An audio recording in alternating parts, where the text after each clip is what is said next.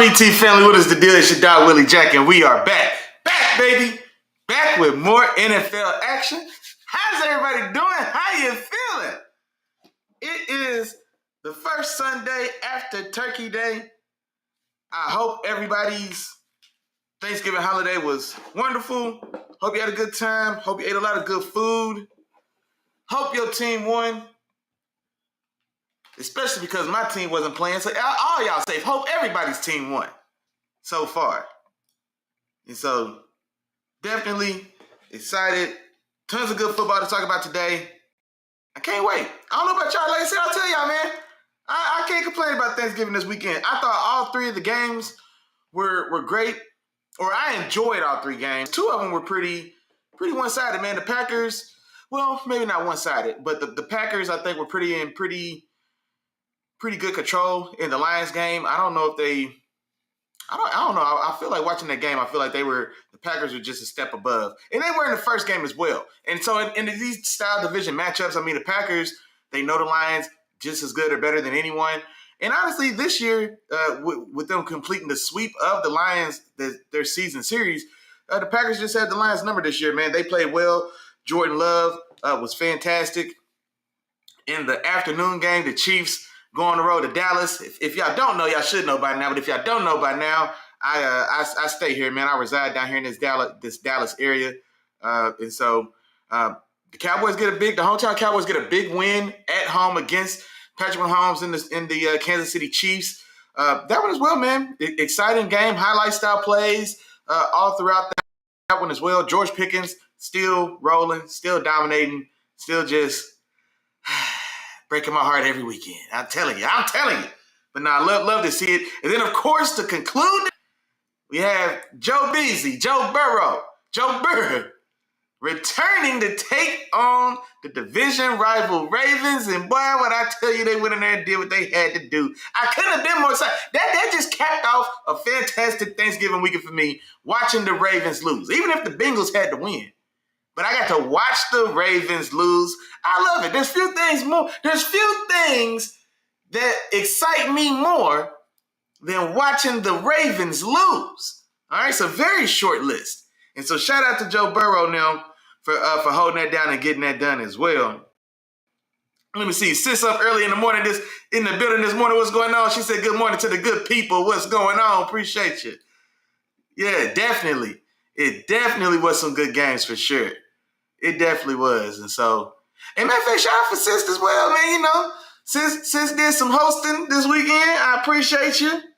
Yeah, went over, had a good time, watched some games, had some fun. So I appreciate you for sure.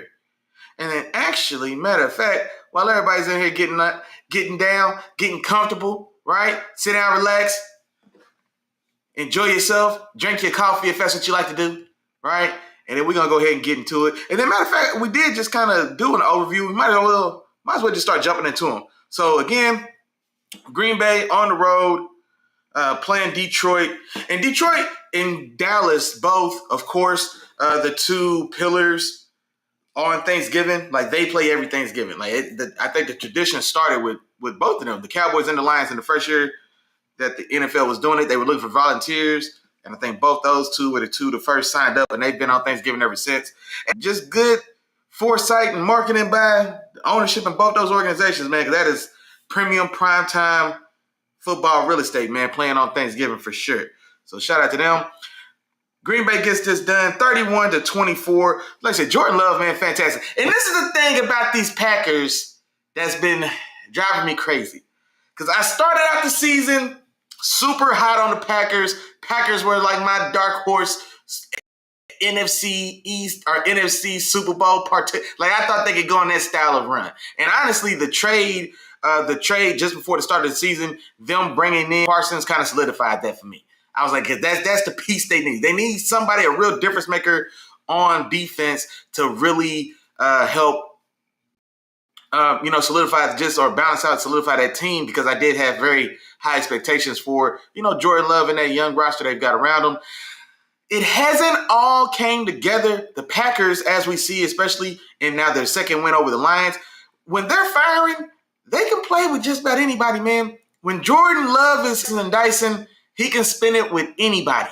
You know what I mean? When Matt LaFleur is, I don't know, man, not playing Madden 98 with that playbook, man. When they find a way to, when they find something that works, right, and they're able to get Jordan Love and that receiving core going, then, man, they look explosive. They look dangerous. They're young, right? And so this was one of those games. Jordan Love comes out, throws 4 touchdown passes. Really, these are the things that tease me about Jordan Love that be having me jump out the window when I be trying to tell y'all, man, when I be singing his praises. But yeah, 234 and 4 touchdowns in this one. Josh Jacobs, he's been a little beat up this year. He turns in a strong day, over 80 rushing yards, less than 20 carries. We love to see that. Dontayvion Wicks. One of them Wicks boys, man. He had a big day. 94 yards in the air, 2 touchdowns for him. And Christian Watson. He's been playing well, I think, since his return from injury. The oft-injured Christian Watson, right? And so, highly drafted player for the Packers. Of course, he's been injury plagued throughout his young career for sure. But he's been pretty decent, I think, in his return. He has a very good game in that one as well. 80 yards and a touchdown scored also for them. And so, yeah, that Packers team, you've got the young quarterback. They've got a lot of young bodies at receiver. They still haven't gotten any of them to produce consistently. And neither of them also has like really separated themselves as the definitive like go-to guy in that receiving room as well. So it's a lot of young guys there, a lot of talented guys, but nobody that's really still set themselves apart. Christian Watson, the guy they wanted to assume that role, he's, like I said, he's been injured more times than not, but he is flashing. Dontayvion Wicks has a big day in this one, 2 touchdowns. Romeo Doubs, he'll show up every now and again and score a couple touchdowns, make a couple key third down catches. Then, of course, they drafted, so we'll see what we have there. But no, I think the arrow is still pointing up, man, for a very young Packers team. And then, of course, with that on that defensive side, man, with Michael Parsons coming over there and really being the highly dynamic, like a true difference maker on that defense, which is what they really needed. I like what they got going on in Green Bay. Mon Dukes in the building as well said, good morning, Big Nation family. Happy Sunday to everybody. And once again, have a blessed show as always. Appreciate it. Then let's see. And then also, I guess, like, lastly, in conclusion for this one, man, just looking at the Lions side. And so, man, y'all know I'm a big fan of the Lions as well. So y'all definitely know that, man. I like the redemption story of Jared Goff for sure. I like the gritty Frank Sinatra, do it my way, come in, break all the rules, jump outside the box, burn the box down around you. You know what I mean? That's what Dan Campbell did as far as how he handles and operates as the coach right there with the Lions. So, I love that as well. They've got a scrappiness to them. You know, the underdogs who are counted out, the longtime losers who have finally had enough. You know, there's a lot of redeeming qualities about these Lions that I appreciate. Then, of course, they do have my favorite running back in the league. And I'm not a bandwagon guy, Jahmyr Gibbs, when I tell you this, because I've been sitting here for about 2 years now. I think I told y'all 2 years ago, I said, man, Jahmyr Gibbs looking like the best running back in football. I said that. I said it. Y'all can check my footages. And now here we are. Here we are, man. Here we are. And so, I think I said it last week. And now also, let me keep in mind as well, y'all forgive me, people act like they don't know. I got a set schedule. People act like they don't know what I'm doing Wednesday evenings and Sunday mornings. It's all right. Look, and if you call me, I ain't going to do nothing but tell you, get your ass on YouTube, man. Tap into the penthouse. But no, so this one wasn't a massive day for Gibbs, but doesn't dim how I feel about him and his talent for sure. Held in check in this one, and that's a kudos to the Packers defense for sure. I think he only had 70 yards rushing, wasn't a big factor in the receiving game either. And this is coming off of just a short performance ago, right? Because they played Thursday on the short week after playing Sunday, but just after Sunday, after he turned in a fantastic performance. But Jahmyr Gibbs is still, man, he's a special talent, and kudos to that Packers defense for really holding him in check, which honestly it plays a big part into them getting that victory for sure. Let me see. I see a couple more y'all in the building this morning, man. What's going on? Hey, man, my dog, man, J2 Trill in the building, man. He said Detroit better get right before next week. Oh, yeah. Yeah. Yeah, they got the Cowboys coming up. Yeah, we're going to get into it for sure. No, wait a minute, man. Oh, okay, yeah, because y'all both get the mini bye, so not like today, but next week. Yeah, no, we'll get there. We'll get there for sure, man. My dog, Pretty Tony, in the paint in the building, man. He said he's just here to talk about the refs. Hey, come on, man. Hey, you gotta let that go, man. Hey, Reggie, you gotta L.I.J., man. You gotta let that go, Reggie. You gotta let that go, man. You won the lottery? Really? Come on, man. Let it go. If y'all don't know what I'm talking about, man, y'all need to. Y'all need to. Man, I'm sitting there talking, man. What is that movie? All About the Benjamins, man. That's an underrated Mike Epps and Ice Cube classic. All About the Benjamins deserves more respect. It's hilarious. Hilarious. But yeah, nah, man, we ain't gonna do that.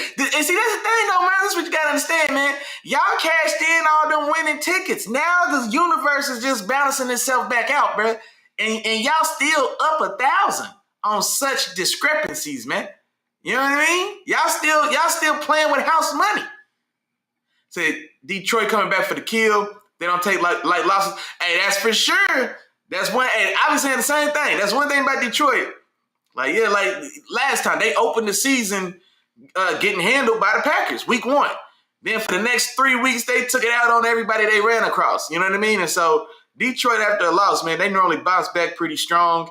And so not this Sunday, but next week's game when they do take on the Cowboys who are pretty hot right now. You know what I mean? That's definitely going to be a fantastic game for sure. Here we go. Look at that. Well, I see y'all on point this morning. I appreciate it. Yeah, man, we're going to get them comments up. Look at that. Shout out to my dog. For sure. What's this say? She said, thank y'all for the views. Walk to the crib. You know what I'm saying? Go ahead, yeah, drop some in the chat. Y'all see what's going on? Y'all see the banner on the bottom? We ain't changed, man. Tap in with the 3 amigos, man. That's like, that's share, that's subscribe. And then after you do all 3 of them, then drop some in the chat and say what's up to your dog, man. And then after you do that, tell a friend. Yeah, man, tell a friend to tell a friend. Matter of fact, tell a friend to tell a friend. Holla at your dog in the penthouse, man. We in here. We're going to have a good time. Here we go. Here she go.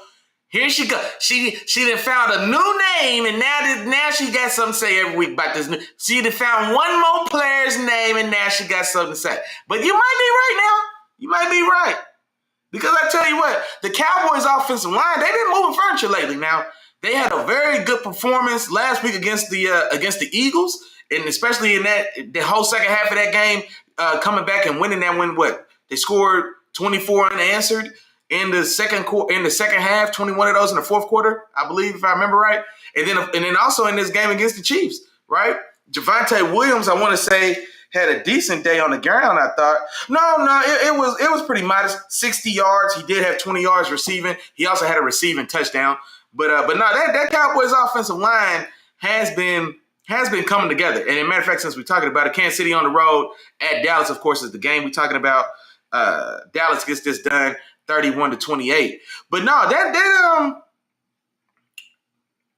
where's my chat? There we go. Yeah, that Cowboys offensive line has been playing well. And we all know it's no secret. And of course, like Philadelphia has kind of assumed that mantle, like being the team that really built from the inside out, namely with the offensive line. And then we saw all the success that blossomed from that. Well, that original template is probably most recently attributed to the Cowboys, the Great Wall of Dallas, right? And so that dates back to the 90s and Emmett and the, you know what I'm saying, the three-headed monster that they were then. We, of course, know that. And then that new iteration that came around in the 2010s, right? Those early Tony Romo years, right? Where they had their new iteration of that Wall of Dallas. Tyron Smith at left tackle and Doug Free at right tackle and, all the guys in between, right? And so then Zach Martin, of course, right, being a stalwart on the interior of that offensive line. And so they kind of rebuilt it then and got it going. And then so from the 2010s on, they kind of had that latest rendition of that. Now they're in the process now of, I guess, like changing out or revamping that Cowboys offensive line, right? They've got the young guy left tackle out of Oklahoma who's developing. They bring in Tyler Smith out of Alabama, right? At the right guard, you pair him with Tyler Smith you already had, who's a mock guard. The young draft guy, Cooper Beebe at center. So they're revamping that offensive line as well, man, maintaining that same pattern of success. And it's starting to and it's starting to take hold for sure. As far as the game itself goes, there was a big win for Dallas. And as a matter of fact, shout out to J2 Trill, man, because he pointed it out, man. We were talking, and he was like, man, you realize now these Cowboys, they just beat the last 2 Super Bowl participants. So they went back-to-back weeks defeating, for one, the defending champs, the Philadelphia Eagles, and then running it right back on a short week, Sunday to Thursday, right? Thanksgiving. On a short week, they run it back, and then they defeat the Super Bowl running up Chiefs in their building within 4 or 5 days of each other concurrently, right? So the Cowboys are hot, man. They're playing very well right now. Dak Prescott is more or less returned to form. I was championing Dak as a top 2 or 3 quarterback in the league for like the first month, 4 or 5 weeks of the season. That was me. I was alone on that hill. That was me.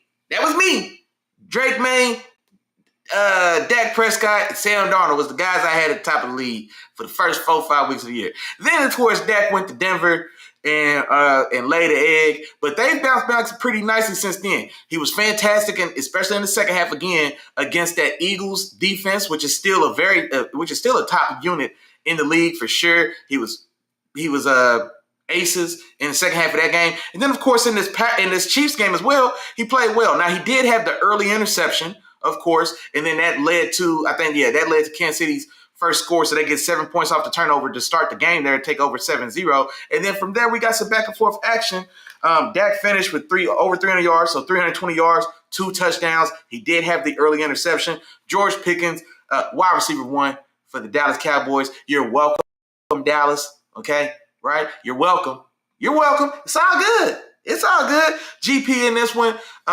Still had a huge impact on this one. Several highlight style plays. 6 catches, 88 yards. He did score on a 2-point conversion, but he definitely probably had the play of the day, man, where he caught the pass up the right sideline, spins out, takes off at the left sideline, hurdles a dude, right? Hurdles a Cowboys defender, and he falls down or stumbles right around inside the 5. I want to say inside the 5, right around the 4, maybe 3-yard line. But if he maintains his balance and scores right there, that's probably the play of the year. That's probably the play of the year. No, Kizzy, I'm not putting too much on it. I'm telling you, a 6'4", 205, 200. No, let's say 6'4", 210. He's wiry, right? He's gangly. He's wiry to say the least, right? But he moves and jumps and wiggles like a guy much smaller, man. He's a special type of athlete. So shout out to George Pickens, because and the dude he hurdled didn't necessarily go low. Like, you know what I mean? Like, the dude he hurdled, he probably had 6 feet. He probably hurdled, if old boy was 5'11", he got cleared. He got cleared, man. He got cleared, and he almost kept his balance, and he could have put that in the end zone, but he doesn't. He falls short there. They get the touchdown. He didn't score the touchdown, but they do score on that drive. But nah, man, this was a fantastic game. And the biggest thing about this game as well, because here's the thing as well, Patrick Mahomes was fantastic in this game, right? Patrick Mahomes played one of his best. The play of the game I remember for Patty, he's booting out right. He avoided a sack. I want to say it's from Sam Williams. I want to say he avoided a sack from Sam Williams, who was rushing off the left end. He's booting out right, if this is the same play. But he gets off a pass, I think, either right before like diving or right before going down. But it was classic Patty,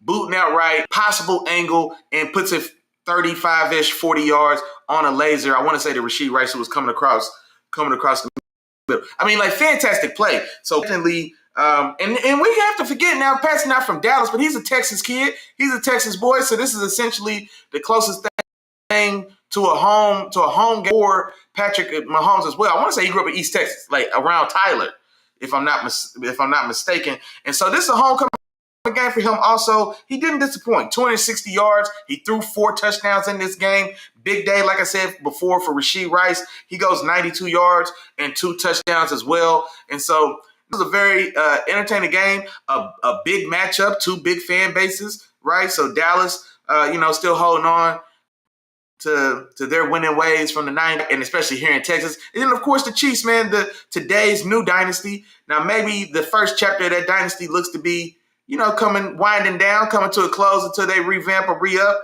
But no, this is a fantastic game. And like we've been talking about, or like I've been talking about for the last probably 2 weeks, at least for sure, Kansas City's in playoff mode. Kansas City couldn't afford to lose this game.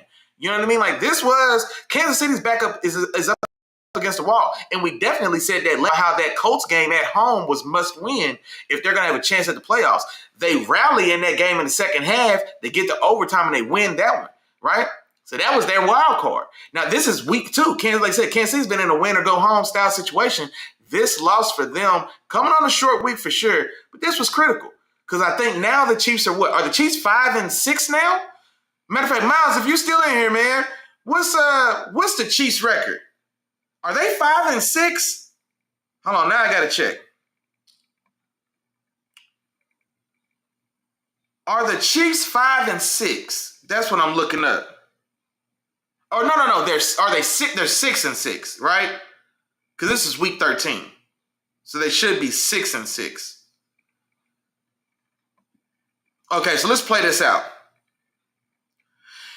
The Chiefs are 6-6. We've already been here, but we'll recap it. We'll do it fresh, right? So the Chiefs are 6-6.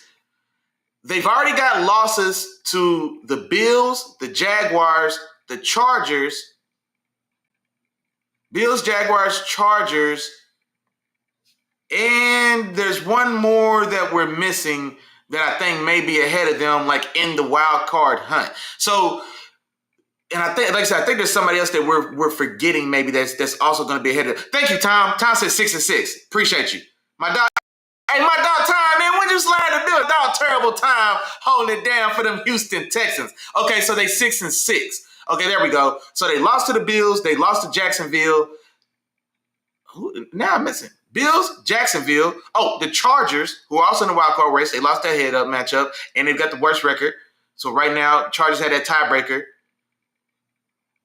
Well, no, they did beat the Texans. Man, there's one more AFC loss I thought they had that pushes them down the wild card pecking order. But be that as it may, they've got some work to do. Like now, like it's out. I feel like now it's out of their hands. They definitely had to win out. I think if they would have won out, I think that would have probably, because one of the matchups they've got to close the year, I think that they essentially needed to win out. Their best chance of maintaining control of was to win out, because winning out would have gave them a record of, well, no, they can still win out and get to 11 wins, because if there's 12 games, so they've got 5 more. Okay, if they win out, they get to 11. No, maybe there's still time.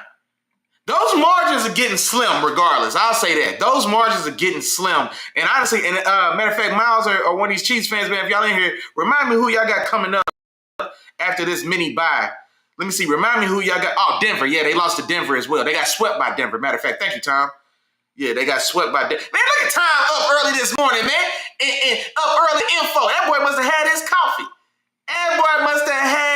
coffee. Man. Let's go. Hey, J2 said he don't want to hear nothing about them refs, man. Said they want to talk about no refs. And honestly, now the play my dog Miles Pretty Tony the Painter was talking about, it's one of those, like,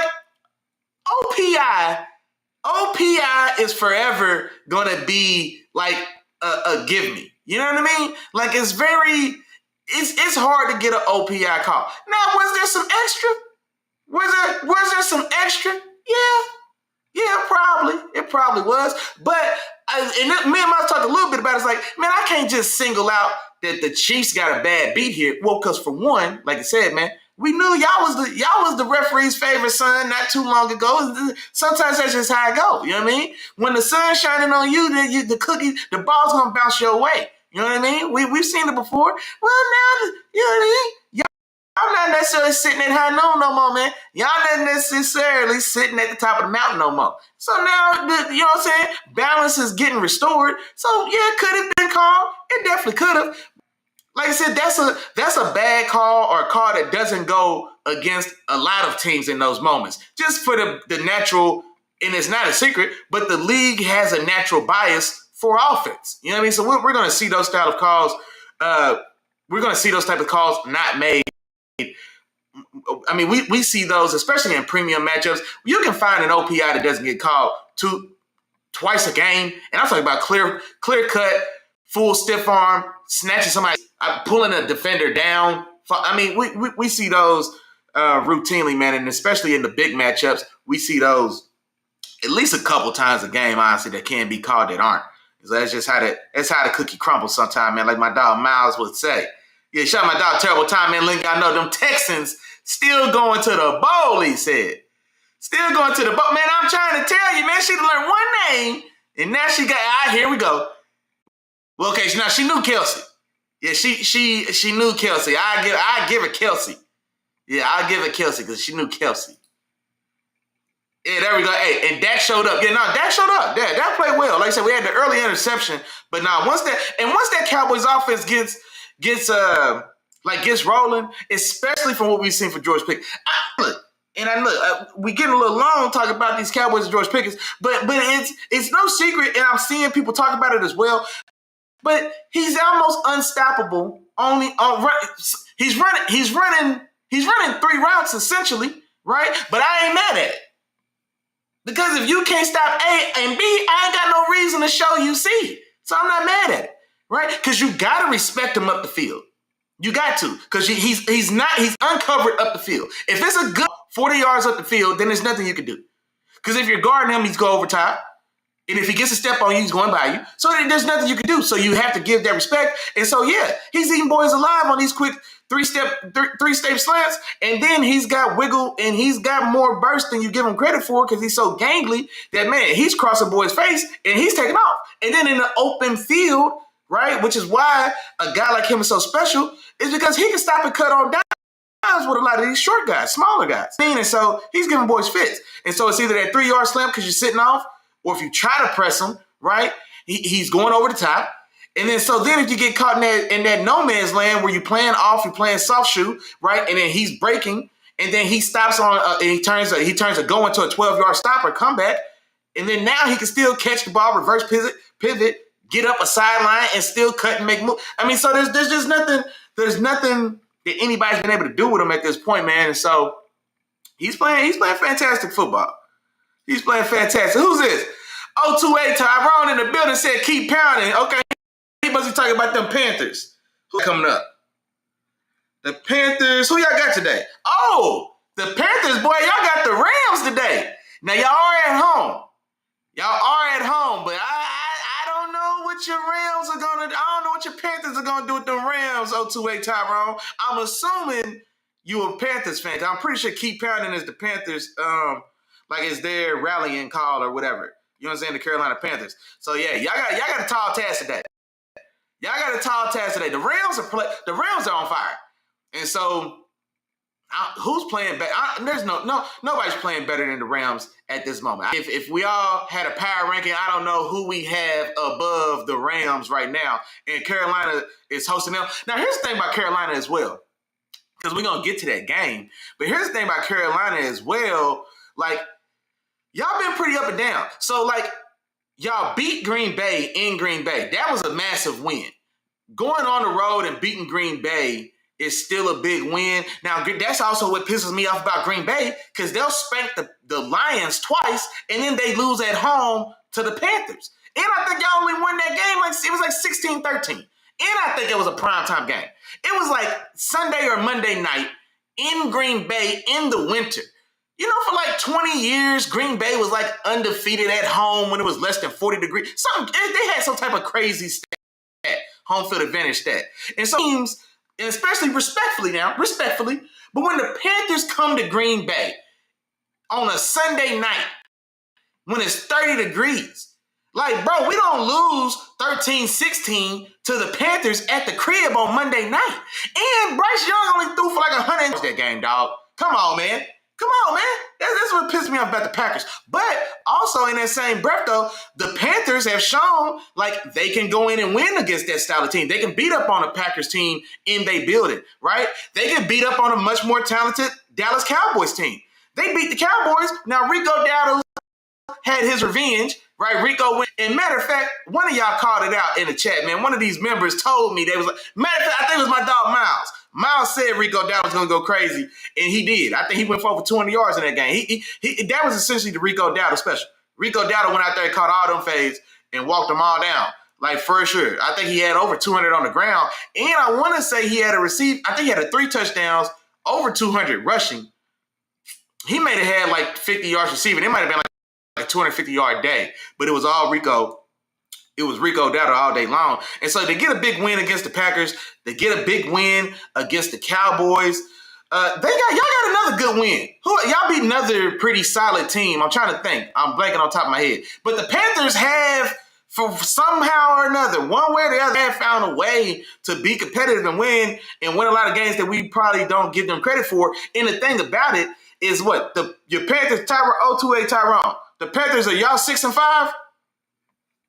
I want to say the Panthers are also around 6-5 or 6-6. They somewhere in there. Panthers got the same record. Panthers record as the Chiefs. Panthers got the same record as the Ravens. Panthers got the same record or a similar enough record as the Bills, because I think all these teams are like 6-6, 7-5. All these teams are right around 500, and the Panthers are right there with them, right? So the Panthers are right there in the mix with a lot of teams that we consider like of a higher caliber than them, but they not. Like they like the Chiefs are playing the same record as the Bryce Young led Panthers. And Bryce Young has had less than 200 yards passing. Okay, the Panthers are 66. I think Bryce Young has had less than 200 yards in 4 of the Panthers' 6 wins. He's damn sure had less than 200 in the losses, right? I want to say. But even in most of their wins, they're winning in spite of Bryce Young most of the time, right? And so it's very impressive what the Panthers are doing. I will say that. And especially, I like that defense. J.C. Horn, I really like him a lot. J.C. Horn was my favorite corner coming into the draft when he came in. He came in with Pat Surtain. I had J.C. Horn cornerback 1. Then I had Pat Surtain cornerback 2. So I like J.C. Horn.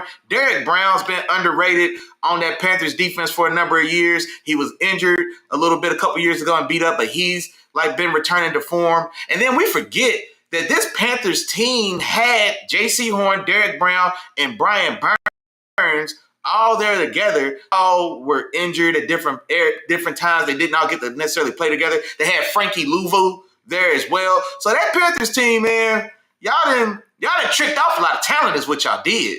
Y'all done tricked off a lot of, y'all done did a lot of tricking for sure. But then again, like I said, man, they still finding a way to keep it going and stay relevant.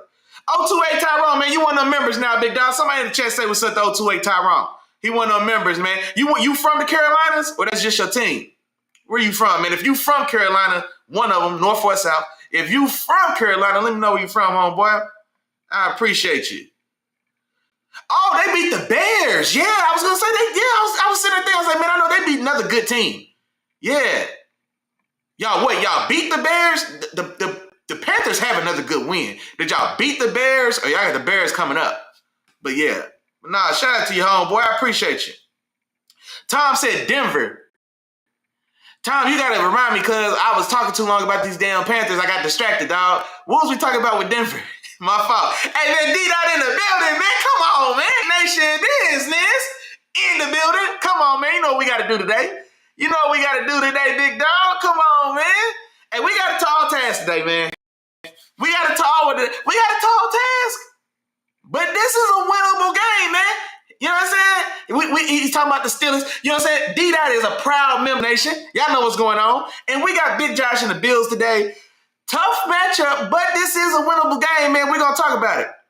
My dog Tom said the Texans are next. Well, y'all got a big game today because y'all play the Colts. Boy, Tom, I'm going to tell you right now. Tom, we might have to put some push-ups on the line because Tom been talking extra spicy about these Colts for about 2 months now. Now you get to show me, Tom, because you've been talking all that yang, man. You've been doing a lot of talking about these Colts. Man, these Colts ain't even like that for real. These Colts ain't who they played, though. Who they beat, though. You've been doing a lot of that. Get your chance.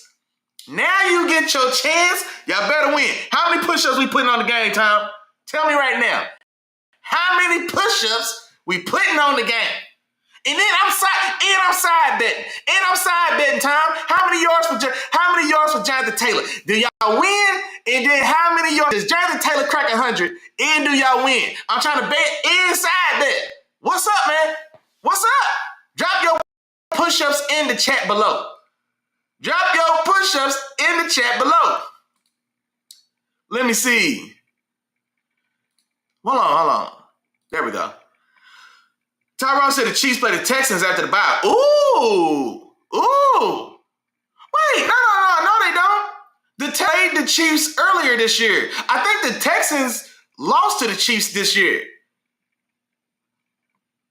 Or are you talking about your Panthers, Chiefs, and then Texans after the bye? Because I'm like 95% sure the Chiefs beat the Texans. I want to say like week 3. The Chiefs beat the Texans.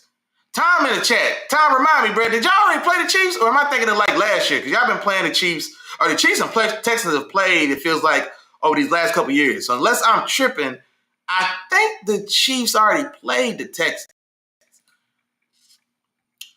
Okay. Okay, wait. I think maybe you might be talking about this Panthers lineup coming up. Texans, Chargers, Titans, Broncos, and Raiders.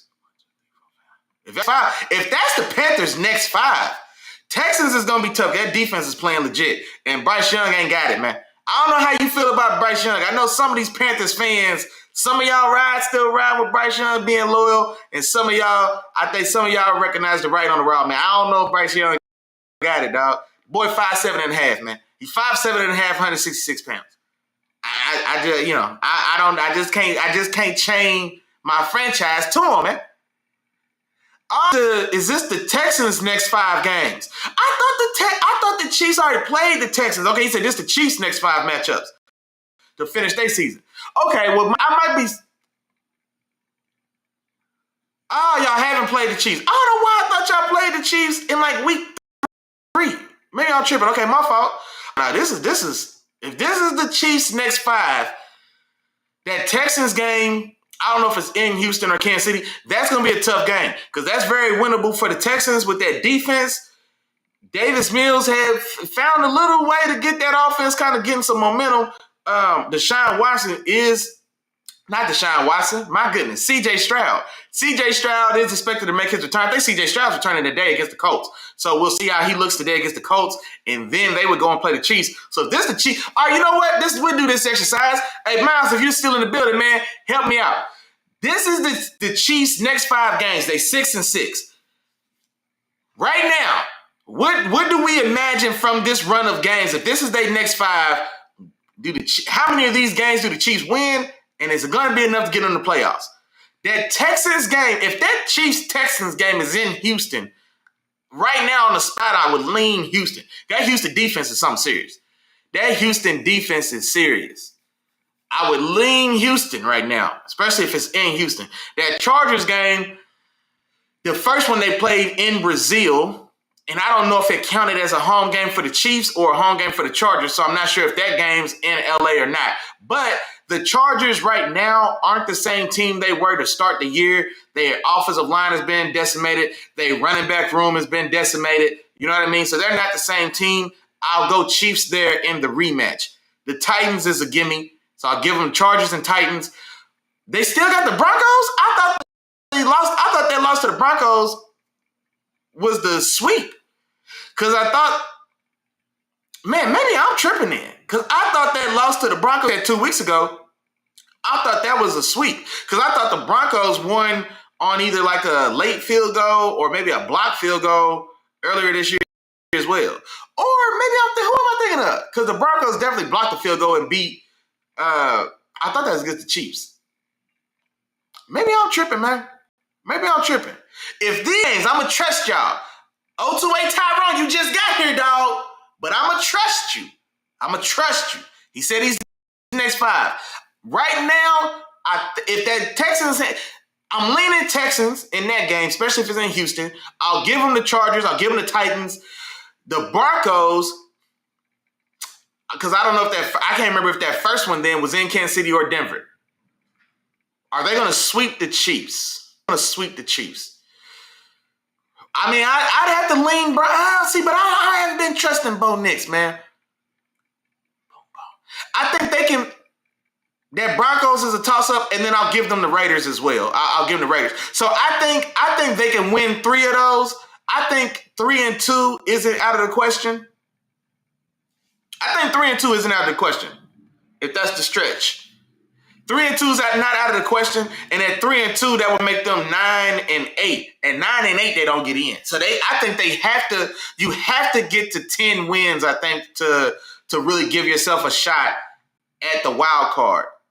I think you're going to have to get to at least 10. But see, 10 may not be enough because a team like Buffalo, the Bills have 7 wins right now. I think the Bills are 7-5. So if the Bills are 7-5, they've got 5 games left. I think, and I haven't seen the schedule. I don't have it pulled up right now. But I would think that the Bills are probably going to win 3 of their last 5. Now, they're going to lose today. They're going to lose today to the Steelers. But I still think the Bills probably win 3 of their last 5. That gets them to 10 wins. Well, they've got the head up over the Chiefs. The Jacksonville Jaguars, I think the Jaguars are also 6-6. The Jaguars are either 6-6 or they 7-6. They're right there around 6-7 wins as well. But they have the head up win again against the Chiefs. And so, yeah, the Chiefs, maybe worst case, they got to win 4 of these to get the 10 wins to have a chance. They've got to at least get the 10 wins to have a chance. And so, yeah, they more or less, they got to run the table. While we've been saying that the Chiefs playoffs started last week against the Colts, for sure. Because we know, like, 2 divisions are pretty, it feels pretty comfortable. They're locked up. The Patriots are winning the NFC East. I think that's pretty safe because I don't think the Bills are going to catch them. So I think the Patriots are going to lock up the East. Now, whether they get the 1 or the 2 seed with the Broncos, I'm not sure. But the Broncos have also locked up, I think, realistically. I don't know mathematically, but in my mind, I feel pretty good about the Patriots winning the East. I feel pretty good about the Broncos winning the West. The Colts are in a very tough position here because they've got division rival Texans who are rallying. Now, these Texans are putting together some good ball, especially defensively. So today's game will go a long way to tell us who may take control of that AFC South because the Jacksonville Jaguars are still there, right? I don't have any faith in Trevor Lawrence or the Jacksonville Jaguars when anything is really on the line, but they are still in it right there. They're all, I think the Colts are 8-3. Are the Colts 8-3, if I'm not mistaken? So I want to say the Colts are 8-3, and both the Texans and the Jaguars have won either 6 or 7 games. So that AFC South is still pretty tight, but between those top 3 teams in the AFC South, I think 2 of them get in, though. So let's say if it's the Colts and the Texans, or it could be the Jaguars, one of those. But between the Colts, Texans, and Jaguars, I think 2 of them are going to get in. And I think the Jaguars already beat Kansas City. They do have the head-up matchup against with the Colts, but I think the Colts are going to finish with a better record. The Colts are already at 8 wins, right? And so if the Colts have 5 or 6 games left, I think it's safe that they're going to get over 10, right? Unless they just completely just piss the bed down the stretch here. But I don't think it'll get that bad. So I think they still get in over the Chiefs. And then in the AFC North, man, between me and my Steelers and the Ravens, one of us has got to win the division, right? So one of us is going to get in. Yeah, man, I don't know, man. It's getting pretty tough for those Chiefs. Tyrone said he's got the Chiefs going 2-3 over that stretch. Okay, yeah. My fault. See, I got caught up. All case from Harrisburg, North Carolina. Okay, I got you. Harrisburg, North Carolina's on, man. 028 Tyrone, what's going on, big dog? You one of them members now, boy. You one of them members now, man. Hey, and that pretty tight to put you on the board now, man. When we put it on the board, man, that's locked in. Tom, hey, man, Miles said he got 10 on them Colts today, Tom. What you want to do, man? He said, what you want to do? Day One Gang Jarrell in the building, man. What's going on, man? Shout out to my dog, Day One Gang Jarrell, man.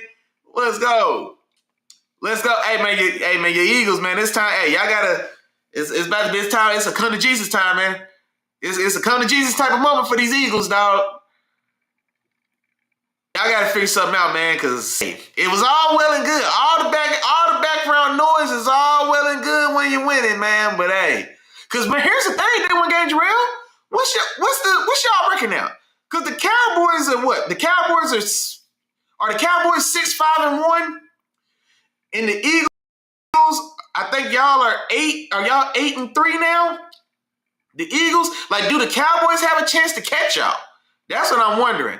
I'm wondering if the Cowboys have a chance to catch y'all. That's what I don't know. Do the Cowboys have a chance to catch y'all? That's what I'm wondering. Day one game, Jarrell, because it looks like the Eagles, man, it was too much smoke for there not to be a little fire. And then of course that second half, I guess we'll call it more or less a collapse, right? Shutout in the second half. Y'all were up 21-0 in that game before the Cowboys rallied. You know what I mean? Okay, the Eagles are 8-4. So right now y'all got 2 games on the Cowboys.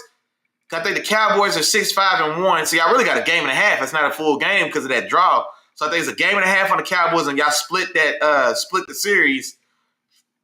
So that division's not out of y'all ain't got that in the bag yet. Day one game, Jarrell. Y'all ain't got that in the bag yet, especially if these Cowboys keep it up, man, and rally off a couple of these.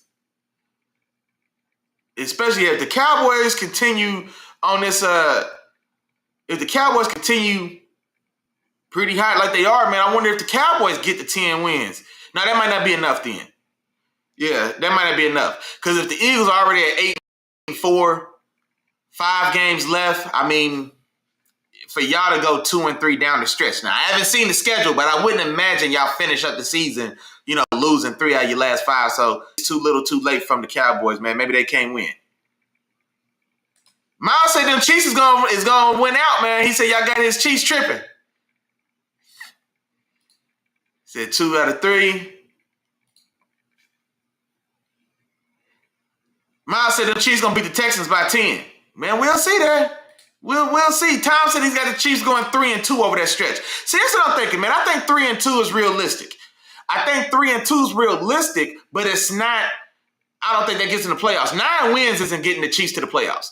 I think 3-2 is realistic. I don't think 4-1 is out of the question. I don't think 4-1 is out of the question, but I do think that might be too tough of a slate to to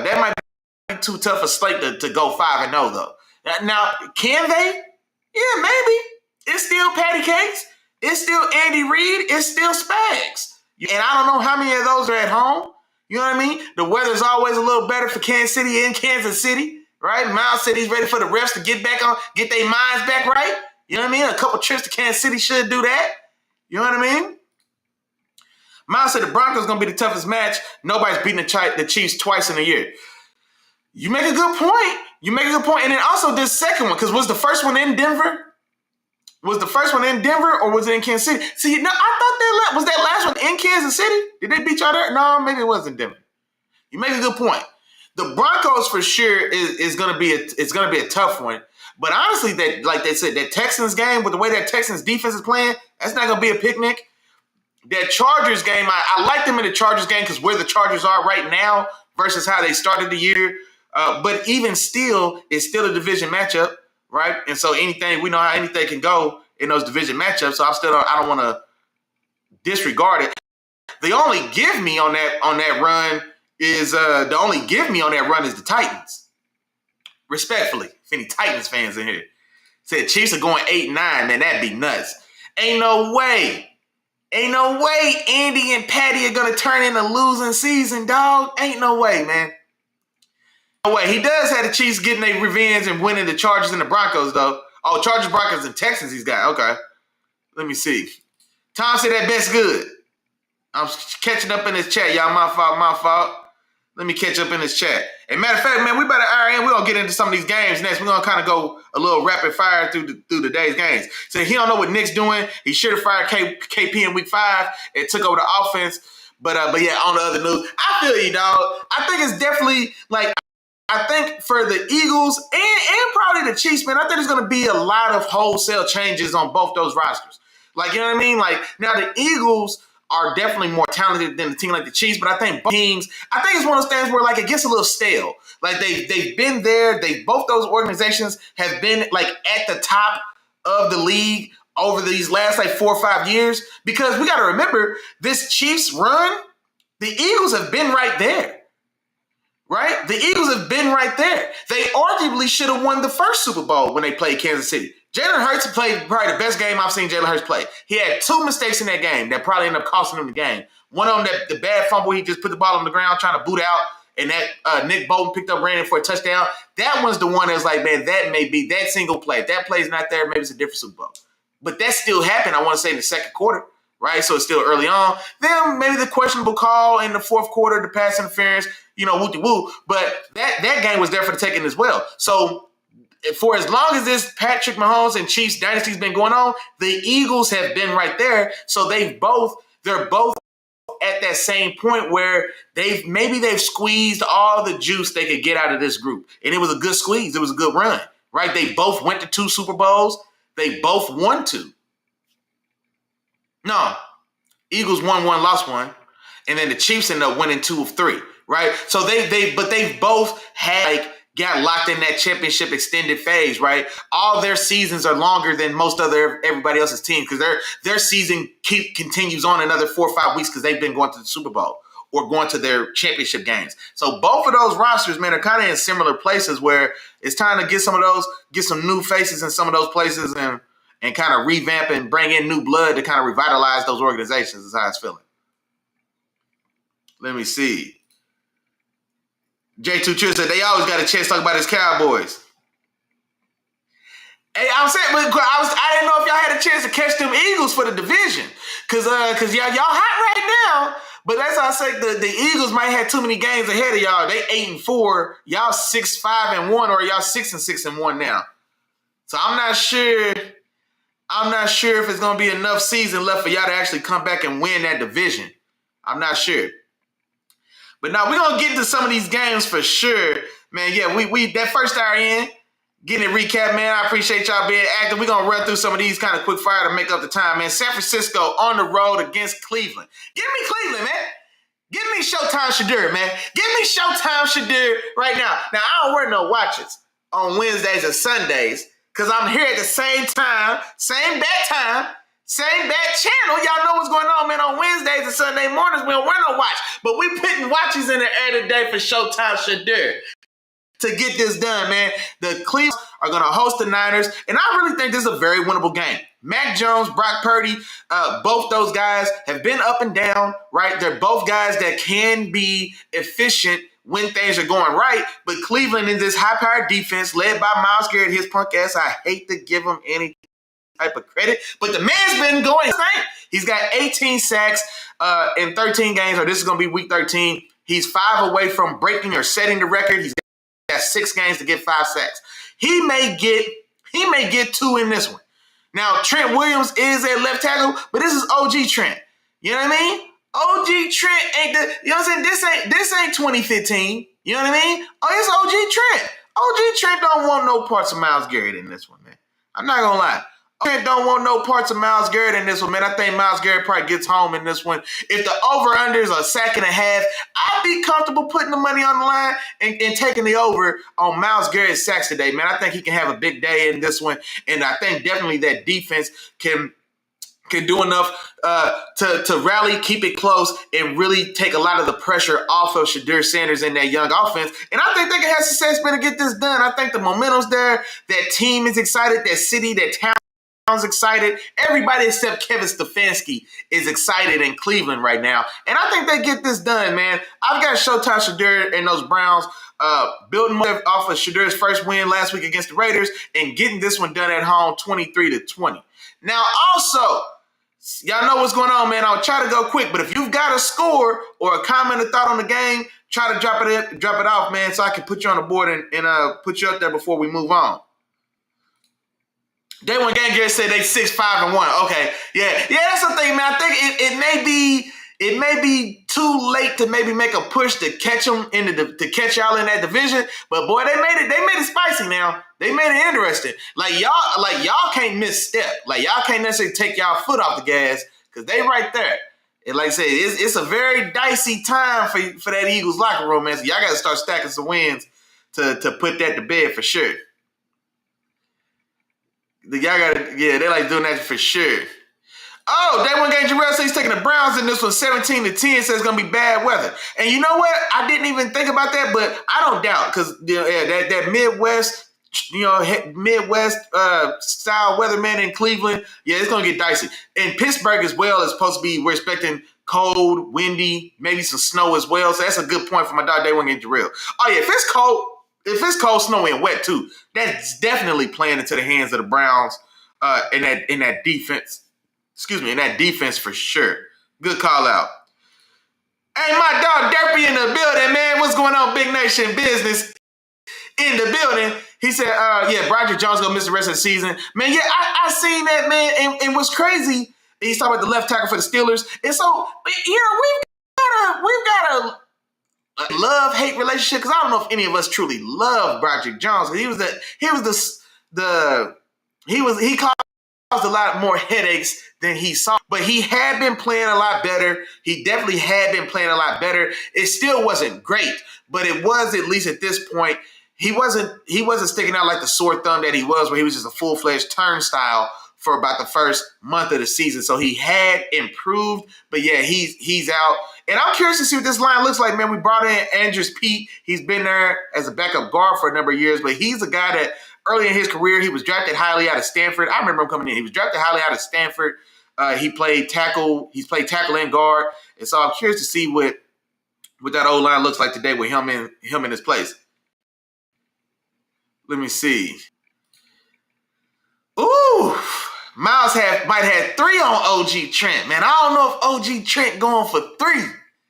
I don't know if OG Trent going for 3. I hope he don't go for 3. I don't want to see Miles break the record because we forget that TJ has the record. My dog TJ Watt. Well, and this is the thing too. TJ Watt broke the record 2 years ago, and then they took away one of his sacks, and then he's tied the record with Strahan. They took one away, and in the Ravens game, BS. It's all good. So they took one away, and so TJ Watt has the record tied with him. So I damn sure don't want to see Myles Garrett break it. I don't want to see Myles Garrett break it. I want him to do enough today for the Browns to win, but if the Browns can win without Myles Garrett getting another sack, I'll take that as well. I will take that as well. Miles said he don't know, man. McCaffrey's a Colorado kid. It won't be a QB battle, but a running back battle. It may be, but see, here's the thing as well. Like, are you taking that Niners offensive line against that Browns defensive line? Shit, I'm not. I'm not taking OG Trent Williams and a few other guys. That's OG Trent Williams and guys. We don't know the rest of them. I mean, I know them, but we don't know the rest of them realistically. You know what I mean? They ain't on nothing. I'm not taking them against Myles Garrett because here's the thing as well. Like, Myles Garrett's going to move up and down the line. So let's say if OG Trent Williams, he had his Wheaties today, he had his smelling salts, and he's geeked up, ready to go. Well, then maybe Myles Garrett just goes over and goes against the right tackle and picks on him all day instead if OG Trent wake up on one. You know what I mean? And so I still don't think they can get away from Myles. And then also, though, the rest of that D-line is playing pretty good. Like rookie Mason Graham, he's been a very solid player for them on the inside. Now, his sack numbers, right, he doesn't necessarily have the sack numbers, but he's doing good work on the interior of that Browns defensive line. The other guy over there as well, Zay McGuire, he's getting home some as well. I mean, they're pieces and players on that platoon-style defensive line, and his headline, of course, by Myles Garrett, and then him just making those guys so much better because of the attention draw. But, yeah, I'm not taking those guys. I'm not taking those guys over that defensive line from the Browns right now the way they playing. So it's definitely going to be a better. Shedeur just can't have a bunch of turnovers. Yeah, for sure. And that's the thing as well. Like, I definitely think, and I like the running game for the Browns. Like, I like Quinshon Judkins. Like, and he's shown earlier this year in the Packers game, right? Because the Browns beat the Packers at home. It ended up going to overtime, and they ended up blocking a field goal to win that game. So there was a blocked field goal in that game for sure. Either at the end of the game or maybe that was in field goal to solidify the win. But they've shown that they can really lean on Quinshon Judkins, the rookie from Ohio State. They can lean on him and like five success. Like he could be leaned on as a bell cow style back. He's a 220-pound back or so, right around 6 foot. So he's a big guy. He's got decent some pretty decent long speed to be a guy that big. And then, of course, we saw Dylan Sampson, the other rookie running back that they drafted out of Tennessee.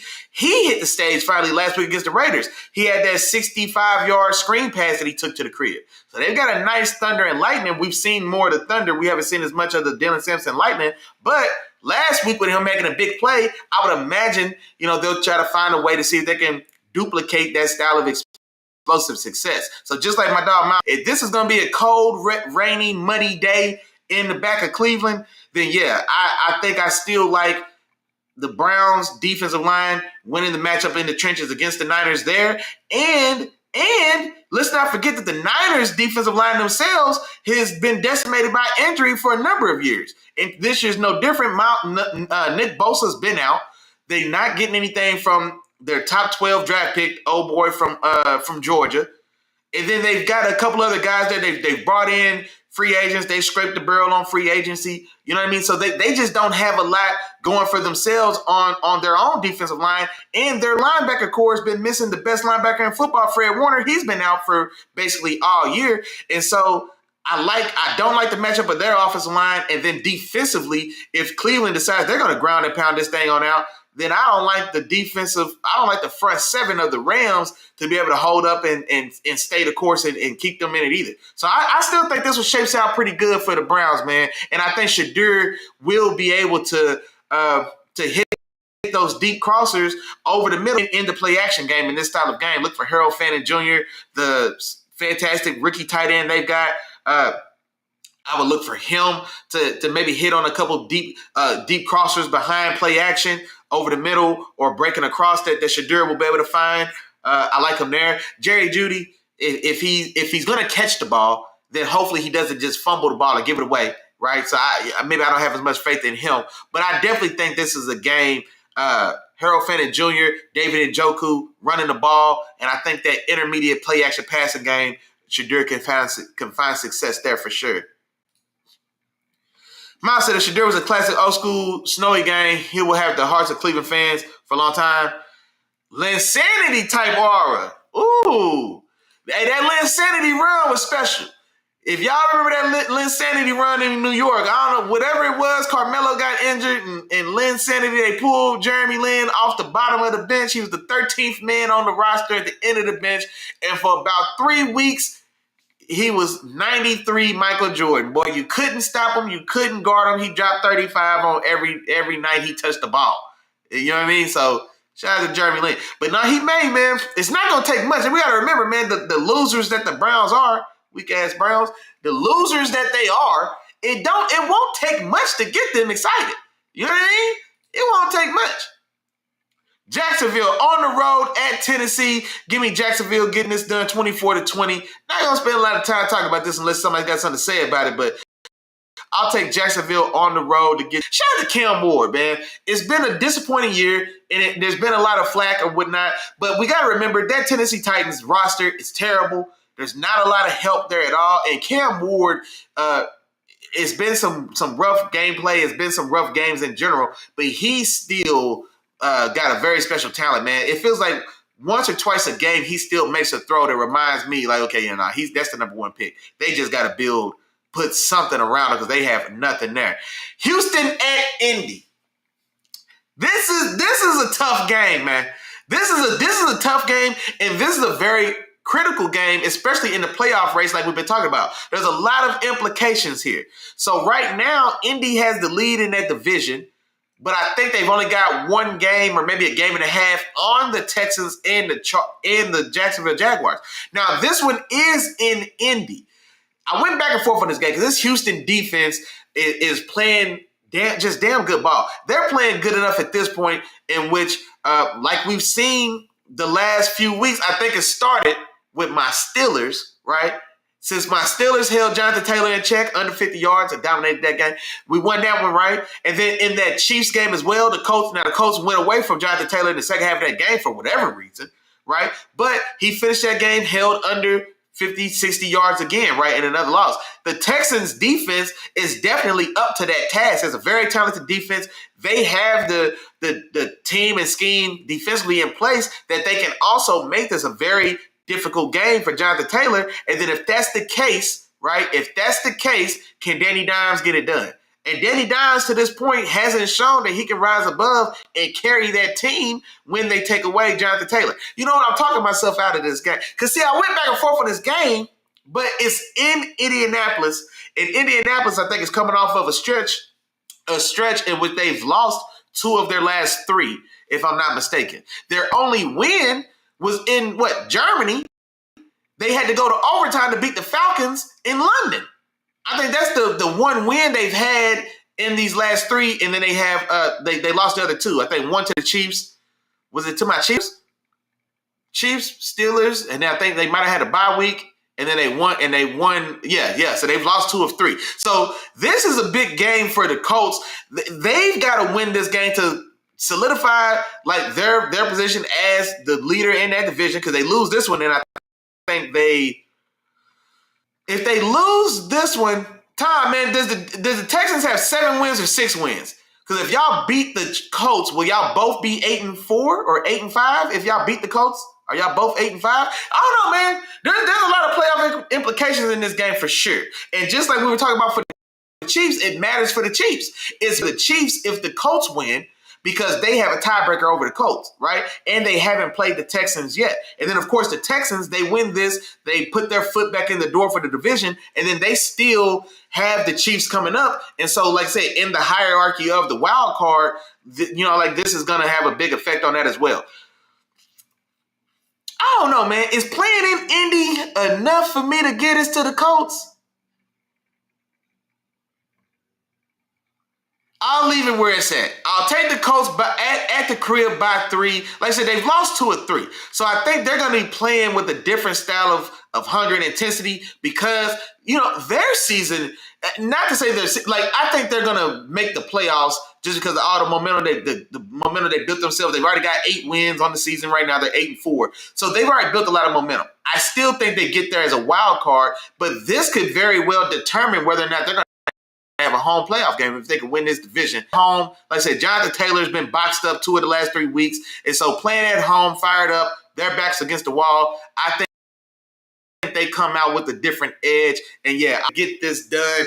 23-20. We've got CJ Stroud returning to this game now as well.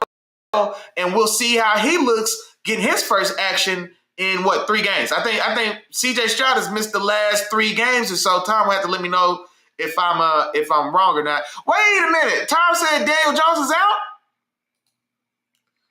Danny Dimes is out? Wait, so Daniel Jones is out. Fractured fibula. Oh, so is Anthony Richardson starting? Tom, man, don't leave me hanging. See, now I got to check. Hold on, man. Well, okay, he's not on the injury report, at least on Bleacher Report. Now, Bleacher Report isn't the most accurate resource, I'll grant you. But right here on the spot, just to pull something up real quick, it doesn't have Danny Dimes on the injury report. The only guy that's listed out is their linebacker, Carles. And I know him. He was a safety out of Mizzou, a bigger box safety out of Mizzou. He got converted to linebacker. He's out. And then Tyler Warren is questionable with an illness, the rookie stud tight end. He's questionable with an illness, but it doesn't have Daniel Jones listed on the injury report. Okay, he said he's playing, but he just has the fractured fibula. Ooh, but that's still interesting, man. That's still interesting. Of course, especially with this Texans defense being as dangerous as they are. You might be on something there, Tom. I ain't gonna lie, man. That's a pick'em game. That's a pick'em game for me, man. It's in Indy. I'm gonna leave it so we can move on because I done took too much time, man. We down to 45 minutes before kickoff. We still gotta get through the rest of these. My dog Day One Game Jabril said he's taking the Jags over the Titans 24-17. I dig it. But this Colts Texas game is gonna be a big one, man. I can't wait to tune in and see how that shakes out. I want to see if Jonathan Taylor and that offense can get back on track. Like I said, losing 2 of the last 3, and especially with Jonathan Taylor being kind of boxed out. New Orleans on the road at Miami. Give me Miami in this one. Oh, I didn't put Miami. Give me Miami in this one. 27-20. I'm not going to waste much time on this one as well. I do think that Dolphins offense, they started so rough to start this year, but they really have kind of balanced out and they are playing much better now. Tua's calmed back down a little bit. They're getting fantastic play from Devin Chain in the running back position, very down in both phases, running and receiving as well. And I think they do enough to get the win over Tyler Shuck and the Saints at the crib. Atlanta on the road at the Jets. Why did I put the teams on these? Goodness gracious. Give me the Falcons to win this one on the road against the Tyrod Taylor-led New York Jets. Kirk Cousins did start staying in last week, and they got a victory. I believe Kirk might be running it back again this week. I'll take them against the Jets. Jets there's no benefit to the Jets winning. They've got 2 first-round picks, and they got a team that needs a lot of talent. So they're not going anywhere this season at all. They have no reason to win. Now, I said that last week, and they went out there and put up a pretty tough first half against the Ravens before just falling apart in the second half, or just having the Ravens just take that one on home, competitive in that one. But I'll take the Falcons to get this done on the road.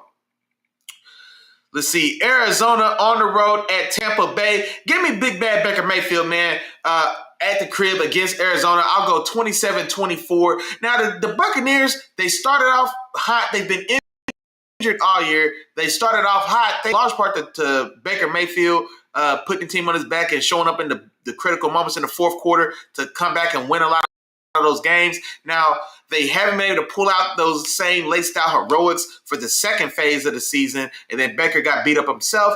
But they are starting to balance. Baker, who still got injury concerns, but he's playing in this one. From everything I've seen, he is going to play. Emeka Ibuka's back. Chris Godwin he's back, and he's still kind of getting himself comfortable as well. I think Bucky Irving he's been out of the lineup, but they've had some spark production from Sean Tucker as well. Shout out to my dog ZB. So I think Tampa Bay could get back on track on this one, especially Jacoby Brissett in that Cardinals offense. They are moving the ball and putting up points, but I'm not going to take them on the road against Todd Bowles and that defense in Tampa Bay. Tampa Bay hungry for a win right now to kind of get themselves balanced back out after I think they've lost 2 out of their last 3 as well. So I'll go Tampa Bay to get this done. Rams on the road at Carolina. Matter of fact, if O2A Tyrone's still in the building, man, I forgot about you. I almost forgot about you. But, man, yeah, your Cardinals hosting the Rams. Rams are the hottest team in football right now, man. I'm taking the Rams to get it done 28-20. Like we was talking about Tyrone earlier, man, that Panthers – it feels it's pretty hot and cold. When that defense and that running game show up, then yeah, we've seen they could beat anybody. They could be competitive with just about anybody, and they can even slow down a high-powered offense like the Rams, because we've seen them do it against a high-powered Cowboys offense, right? And so when they're firing on all cylinders and at home, especially, right, they probably do have a shot. I don't trust Bryce Young as far as I can throw him, and I'm not gonna lie, I could probably throw Bryce Young farther than I trust him. That's probably rude, man. I'm sorry. That was uncalled for, Bryce Young. My fault, big dog. But I ain't gonna lie, man. I can't get on board, man. I don't know. I can't get on board. I'll take the Rams to get this done 28-20. Matt Stafford, I think, is thrown. I seen a stat. He's approaching Tom Brady's record.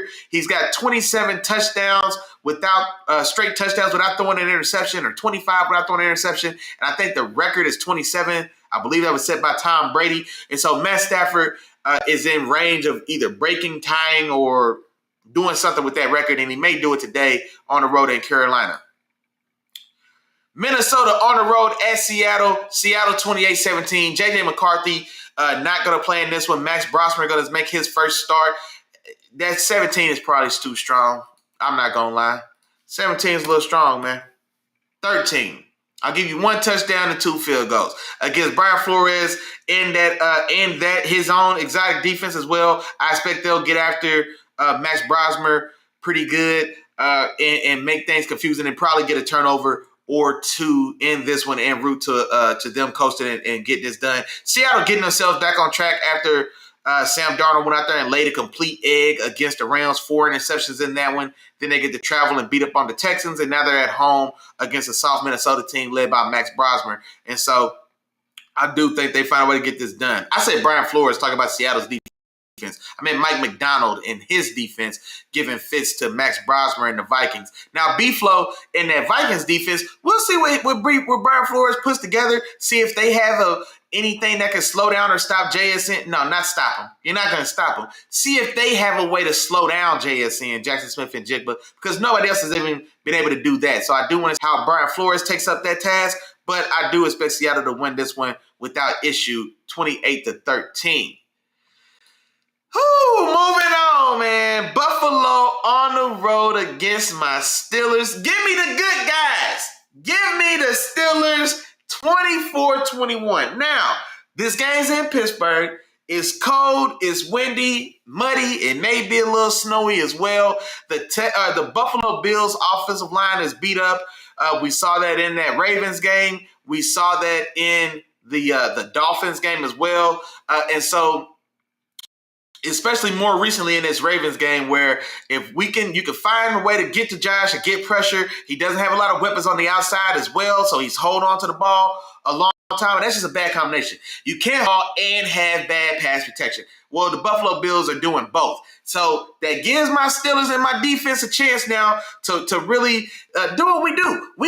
This is why we're here. We're here to rush the quarterback, right? TJ Watt, Alex Highsmith, Nick Herbig, all of them are going to be healthy today. OG Cam Hayward, he's still there rocking and rolling, right? And so we've got all the pieces in place to make this a very tough game for Josh Allen and the Bills in our building. And I think we do so, man, led mostly by our defense. I want to see my running game get turned up, man. I feel like we've been just trying too hard to let A-Rod sling it like it's 2015. It's not 2015 no more, Brody. It's not 2019, 2021. It's not that no more, bro. Let Jaylen Warren and these guys run the ball. Let's lean on this Buffalo Bills defensive line and defensive front, which is injured and beat up itself as well, right? So I want to see us lean into the running game on this one. Let our defense stay fresh and really get after Josh Allen. And then, of course, A-Rod, who is going to be starting today with the broken wrist after not playing last week. A-Rod, bruh, call it what it is, all right? Check down Charlie, do what you got to do, but don't hold on to the ball. Don't try to do this bull BS. I've never seen Aaron Rodgers try to scramble and run so much in my life. He waited till 42 to now want to show everybody he's got legs. That's not what we need today, man. It's not what we need today. I need defense, a pretty solid run game. And A-Rod, man, you've got to hit guys when they open, damn it. Because it's a shame I've got to ask A-Rod to do that. I'm going to move on, man. I don't want to get too caught up. The Raiders are traveling to Los Angeles to take on the Chargers, AFC West Division matchup. I'll take the Chargers in this one, 24-20, to get this done. Let's see. Sunday, we've got Denver and the Broncos on the road at Washington. Give me Denver in this one, 27-20. The Broncos defense is pretty stout. Marcus Mariota still lacing up for the Commanders. That Commanders team has just been pretty beat up and injured all season long. I don't expect the Broncos, and namely that defense, I don't expect them to slow down. Patrick Surtain is also returning to – did he play last week or is he returning to lineup this week? Either way, Patrick Surtain should be back. You've got a very good pass rusher at Nick Benito as well. He's one of the league leaders in sacks. He'll be a force in this game. And then as well, Cooper on the other side, shout out my dog Coop. And the rest of that defense, man, they've got pretty stout players across all levels of that Broncos defense. And then Bo Nix, he's been pretty up and down, but he is playing well in the clutch and in the primetime moments of the game, fourth quarters and otherwise big plays. Later in games, he's been playing big. And he has shown the ability, man, that he can get it done with his legs. If not, he can like I said, make those big time throws in the key moments to win a lot of these games that they've won. But in this game, I don't expect too much from, like I said, a Commanders team that their season essentially, man, with the injuries to Jaden Daniels, Terry McLaurin, I think he may be back in this one, but he's been out more times than not. And so tough slate for the Commanders. I think the Broncos get that done. And then also Monday Night Football, man, we've got the Giants on the road at New England. Now, y'all know I love me some Drizzy May, man. Y'all know I love me some Drake May. But, man, we got primetime Jameis, man. I got primetime famous Jameis on Monday night. This is the perfect platform for famous Jameis. Initially, I had New England. I did, right? I did, because it's Big Drake May, man. It's Drizzy Drake May, right? Kid's a stud. They at home. It is Monday night. So everything tells me that I should go with the Patriots here. But then I thought about it. I said, man, this is famous Jameis, dog. This is famous Jameis. He may catch 2 touchdowns in this game. I don't know what Jameis gonna do, man. Jameis is the starting quarterback. He's the tight end. Y'all gonna tell me that Jameis Winston didn't look like Jimmy Graham when he caught a 30-yard back shoulder and broke a tackle against a professionally paid NFL quarterback before he scored? That's all I'm saying. That's all I'm saying, man. Day one game, Jarrell. Why you tell me that, dog? Jackson Dart back starting.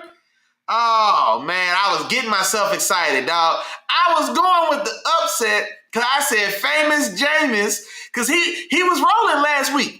I picked Jameis in the upset last week against the Lions, I want to say, and that game was there for the taking, man. They almost got it done. He fell a little short, but he almost got it done, and now Jackson Dart's back. Well, party over. Party over. You ain't got to get home. You just got to get the heck up out of here. I'll take the... All right, I'll do it. All right, never mind. Forget everything I just said. Forget everything I just said. Apparently, Jackson Dart is back in the lineup. And there's nothing against Jackson Dart. Well, it's a little bit against Jackson Dart. I've come around on Jackson Dart, right? I like him. He's fun. He's entertaining. I'm not taking him at home Monday night in New England, though. You know what I'm saying? I'm not taking him at home on Monday night in New England. Now, famous Jameis, I was going to ride with you. Jackson Dart, respectfully, nah, man, give me Drizzy May. Give me Drizzy May and the Patriots. Shout out to my dog, Day One Game Jarrell, man, for keeping me on track. I was finna dive all the way out the window. I was diving head first out the window, Day One Game Jarrell. But I'll calm down. Jackson Dart back in the lineup. I'm glad he's healthy, but I will take Drizzy May and those New England Patriots to get this done. 30-27. And then, just like that, I think we have. I think that's all. I'm making sure we didn't skip one, but I think that's all we got. My dog, Day One Game Jarrell said A-Rod needs to retire after this season. Yeah, man, it's looking that way, man. It's looking like the writing's on the wall. You know what I mean? It's looking that way. I mean, who knows? And I think that was realistically the plan all along, one for the road. And then, of course, like if there had been some type of season or magical run or if it had went a little smoother for him, maybe considering come back. But by all accounts is that there is a chance that he may consider one more go-round, but we'll probably see. A lot of that's going to depend on how he finishes this year. He's already playing with a broken left wrist right now anyway. You know what I mean? So we'll see how that goes. Before he broke the wrist, I would have probably said maybe it was 60-40. He was probably going to come back. Now that he's broke the wrist and maybe the season didn't go as smoothly as we wanted, maybe I'll flip that and say 60-40, hang it up. But there's a good chance. And then, yeah, he said Jackson Dart's coming back. Uh-oh. That God-fearing man. Let me see. So he on deck. He said, yeah, man. Yeah, she said, and Moms agrees with you, Day One Game Jarrell. She said, yeah, A-Rod's getting too old. Hey, Pretty Tony said he's trying to go out like the sheriff, man. I wish he would. I wish he would go out like the sheriff. I wish he would. I wish you would go out like the sheriff. 13 for 27, 160 yards, 1 touchdown, 1 pick. But the defense doing what we need to do, and we run and we make it to a Super Bowl anyway. I wish he would. I wish he would. And look at that mindset. Had a great show. Have a blessed day as always. And you know what? I don't know if there's any better way to wind down that, man. I don't think there's a better way to wind down the show. I'm looking to see if we missed anything. No, maybe not. Yeah, short week. Short week. We had 3 Thanksgiving games for show.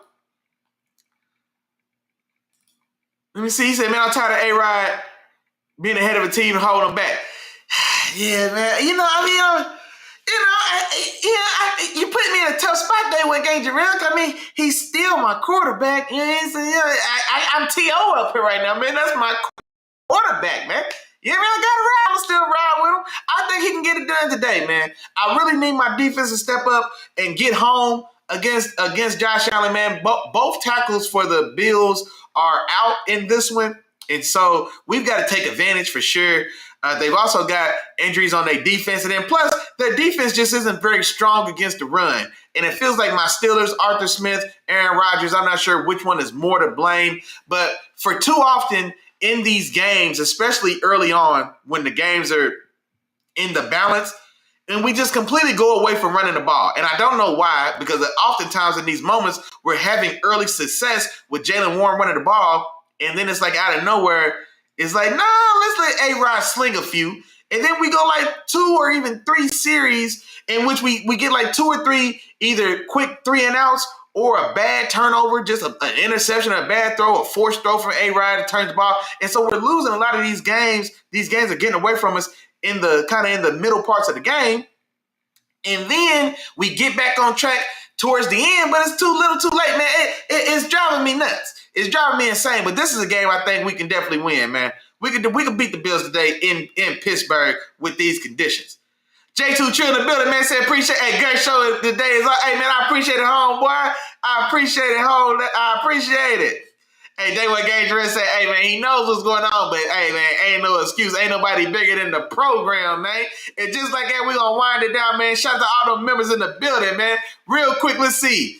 Hey, Sis was the first one through the door today. I appreciate you as always. Mom Deuce was next, man. Said, good morning. Have a blessed show as always. J2 Trill, my dog, man. Cowboys fan extraordinary. Was in the building right after them as well, man, holding it down for his Cowboys. I appreciate your homeboy. My dog, Pretty Tony the Printer, man. That's my dog, Miles, man. Hey, prospect percent, I tell y'all, most every week when I remember to do so. And this week ain't going to be no different, man. You need paint done, home restoration, drywall work, that sort of thing, man. Tap on my dog, Prospect Precision across all platforms now. He is Metro Atlanta based, but it's 2025. We can get to you anywhere, man. Planes, trains, and automobiles. Tap in with my dog, man. Don't cheat yourself. Treat yourself. Holla at my dog, Pretty Tony the Predator, man. Get your stuff together. As always, man, I appreciate your support. Let me see who else is in the building, man. I'm looking for you. My dog Tom was in the building, holding it down for them Houston Texans. Letting y'all know them Texans still going to the Super Bowl as always, man. Shout out to, hey, we got one of them new members in the building today, man. Shout out to 028 holding it down. Harrisburg, North Carolina's on, man. I appreciate your home, boy. You one of them members now, big dog.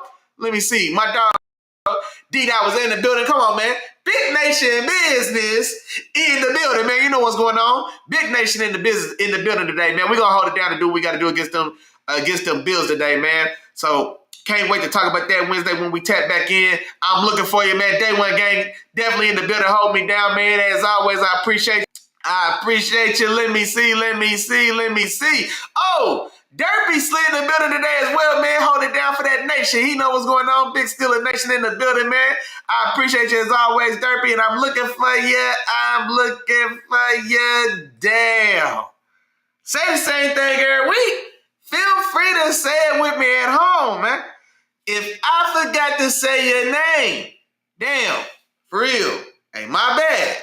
But charge it to my head and don't charge it to my heart. You know we thinking about you, big dog. Appreciate all the love, support, man. Appreciate y'all waking up on your holiday weekend, tapping in with your dog, man. Hope y'all had fun. Had a good time today, man. Hope y'all did as well. Y'all know what's going on, man. It's about 11:35. Y'all got tons of time. Update your fantasy lineup for one. Update your fantasy lineup, get that snacked out, squared away. And then other than that, y'all know what time it is. You tell the wife and kids to find something to do and get out your way, man. You get your favorite spot on your favorite couch. You get your favorite adult beverage. You hold it in your hand. You turn your favorite team on your favorite TV. And you lock in, big dog. This is Football Sunday. We ain't got nothing to do but do what we can to do. Watch these games. Good luck to you and your team. Happy holidays to your family. Good luck to your team unless your team's playing my team. Now, if your team ain't playing my team, then good luck to your team, man. Y'all have fun. Y'all be safe. Tapping with your dog, man. Wednesday, 7 o'clock. We right back like we left something. We'll recap all today's action, where Willie was right, where Willie was wrong. And other than that, y'all have fun. Enjoy yourselves. I hope you had a safe, happy, productive, and fruitful Thanksgiving. And, we'll be back Wednesday, 7 o'clock, man. Peace.